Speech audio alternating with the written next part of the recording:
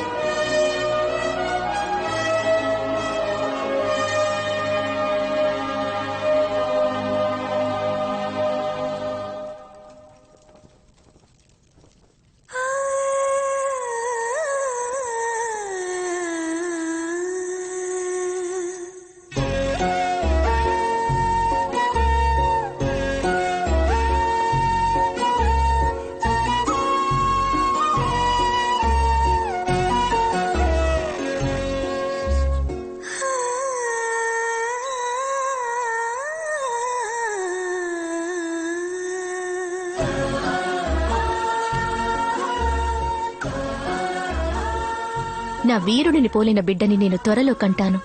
ఏ ఆ బిడ్డ నిన్ను పోలి ఉండకూడదా? ఆడో మగో వారు తమరిలా మన రాజ్యాన్ని కాపాడదరు. కాని ఆ ఆనందము సంతోషము కొద్ది రోజులు కూడా కొనసాగలేదు.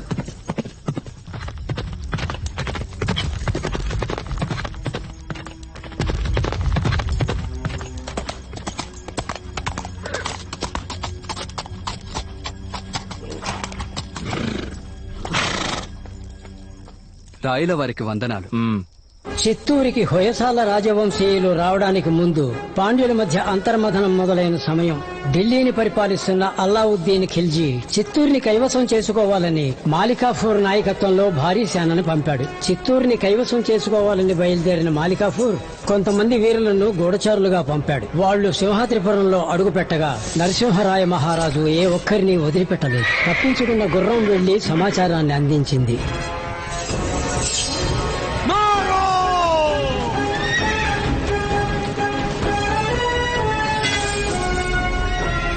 రాజ్యం మీద దండెత్తడానికి ఉత్తరం నుంచి భారీ సైన్యంతో దొంగల ముఠా వచ్చింది. వారు చర్చించి పరిష్కరించుకోవడానికి సిద్ధంగా లేరు. ఏం చేద్దాం రాజా? మన వలయ ఖడ్గాను ఉపయోగించాల్సిన తరుణం ఇది. వచ్చిన వారు 40,000కు పైగా ఉంటారు, కానీ మన వద్ద 5,000 మంది వీరులే ఉన్నారు. 5,000ని తక్కువ చేసి మాట్లాడకు.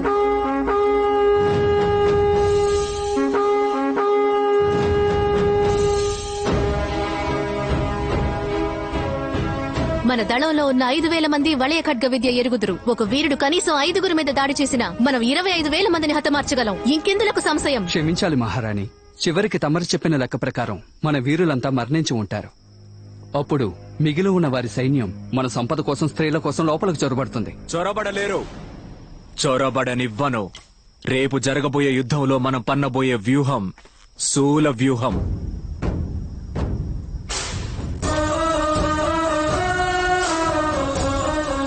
మనం ఎదిరించి పోరాడబోయేది భారీ సైన్యాన్ని తెలిసాక శూల వ్యూహాన్ని పన్నడమే ఉత్తమం.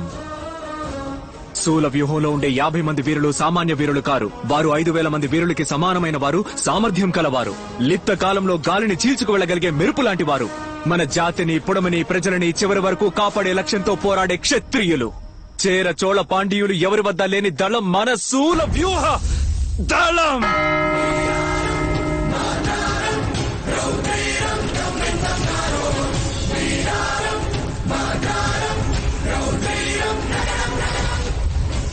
శూలవ్యూహ దళం అనేది ఆత్మహత్యా దళంతో సమానం. శత్రుదళంలోకి చొరబడి వారి రక్షణా వ్యూహాన్ని విఫలం చేయడమే వీరి లక్ష్యం. ఆది ఆంధ్రులు వేటాడడానికి ఉపయోగించిన ఆ వలయ ఖడ్గాన్ని మొట్టమొదటిసారిగా యుద్ధానికి ఉపయోగించింది మన నరసింహరాయ మహారాజే.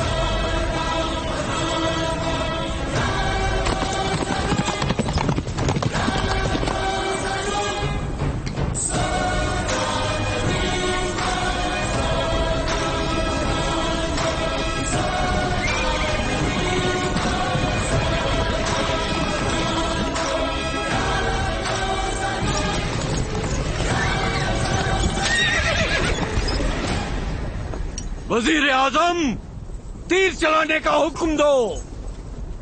तीर चलाओ।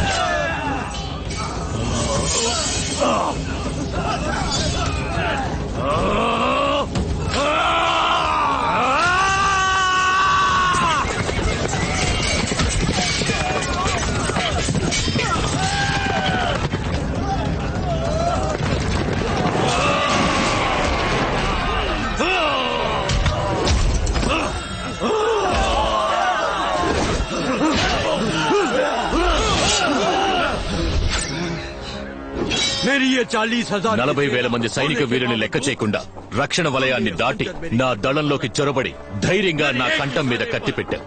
నా దళం నిన్ను నలిపి పారేయడానికి క్షణిక కాలం కూడా పట్టదు.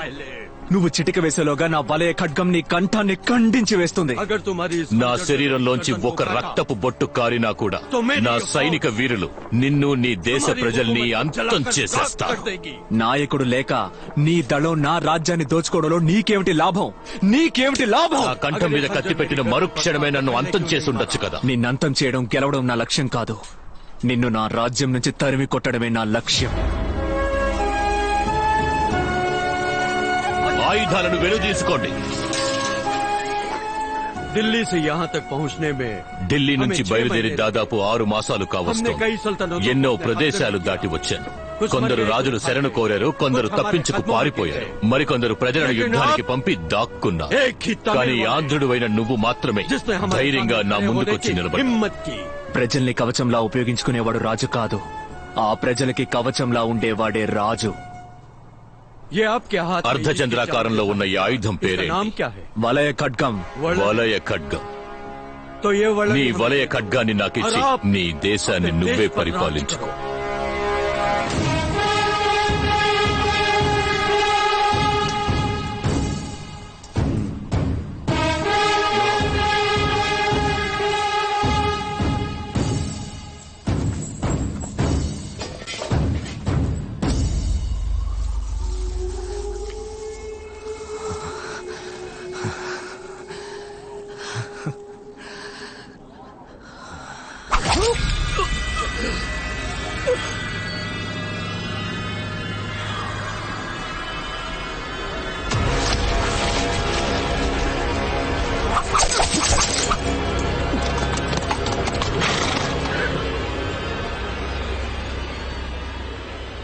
हमारी నీ దేశాన్ని వదిలేయగలను, बहुत बड़ी गलती. కానీ నా కంఠం మీద కత్తి పెట్టిన నిన్ను వదిలిపెట్టలే.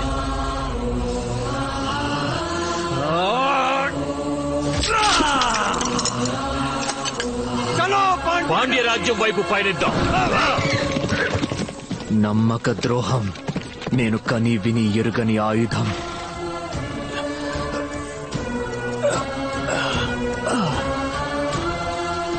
నలభై 40,000 మంది వీరులతో 5,000 మంది తలపడ్డం ఒకెత్తైతే శూల వ్యూహంతో తలపడ్డం మాత్రం ఒకెత్తు. పరదేశీయుల్ని పరిపాలించడానికి అనుమతిస్తే మన సంప్రదాయం అంతమైపోతుంది. మన భాషని మనకి దూరం చేసి వాడి భాషని మన మీద రుద్దుతాడు. అక్కున చేరనివ్వం, ఎవ్వరిని అక్కున చేరనివ్వం.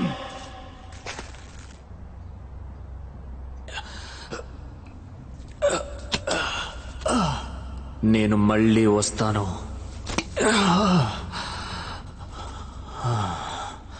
నా పుడమిని కాపాడుకుంటాను.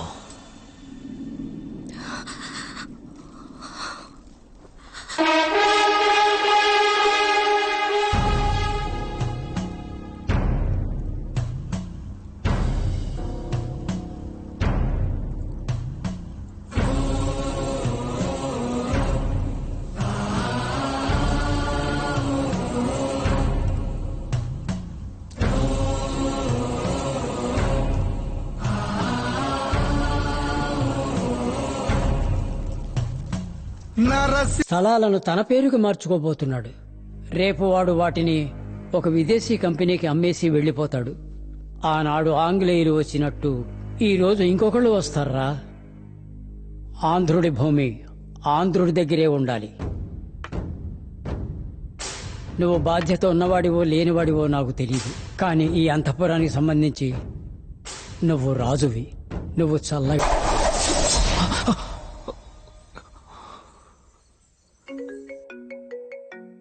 ఏంటి చెప్పు. సార్ రేపు morning registration registration confirm sir. Online payment కావడం వల్ల అందరికీ బ్యాంక్ అకౌంట్స్ ఓపెన్ చేశాం సార్. డాక్యుమెంట్స్ వెరిఫికేషన్ కూడా పూర్తయింది. రేపు మార్నింగ్ 10 గంటలకి నితిన్ మహేశా రిజిస్టర్ ఆఫీస్కి వచ్చేస్తారు సార్. రాజా, రేపు ఉదయం 10 గంటలకల్లా రిజిస్ట్రేషన్ అంట. సింహాద్రిపురంలో ఉన్న 1500 ఎకరాల వ్యవసాయ భూములు వాళ్ళ పేరున మారబోతున్నాయి. ఇప్పుడు మనం ఏం చేయబోతున్నాం? రిజిస్ట్రేషన్ జరగబోయేది రిజిస్టర్డ్ ఆఫీస్ లో కాదు. సరే సార్. స్థలం అమ్మడానికి వచ్చిన వాళ్ళందరినీ తీసుకొచ్చి మన కళ్యాణ మండపంలో ఉంచు. Okay sir. అట్నే రిజిస్టర్ ఆఫీసర్ కూడా మన కంట్రోల్లోకి తెచ్చిపెట్టుకో. అలాగే సార్. రేపు ఎక్కడ ఎన్ని గంటలకి రిజిస్ట్రేషన్ అని నేను చెప్తాను. మనమేం చేయబోతున్నాం అనే దానికంటే శత్రువులు ఏం చేయాలనుకుంటున్నారో తెలుసుకుంటే చాలు మనమేం చేయాలో అర్థం అవుతుంది. పో, వెళ్ళి ల్యాప్టాప్ తీసుకురా. అలాగే రాజా. రాజా, అడుగుతున్నానని తప్పుగా అనుకోకండి. ఇలాంటి పరిస్థితుల్లో కూడా సినిమా చూడడానికి ల్యాప్టాప్ అడుగుతున్నారే? నేను ఇంతవరకు నేను కొట్టలేదు కదా. లేదే. ఇప్పుడు నేనేం తప్పుగా అడిగానని ల్యాప్టాప్ లో అందరూ సినిమాలాగా చూస్తారు.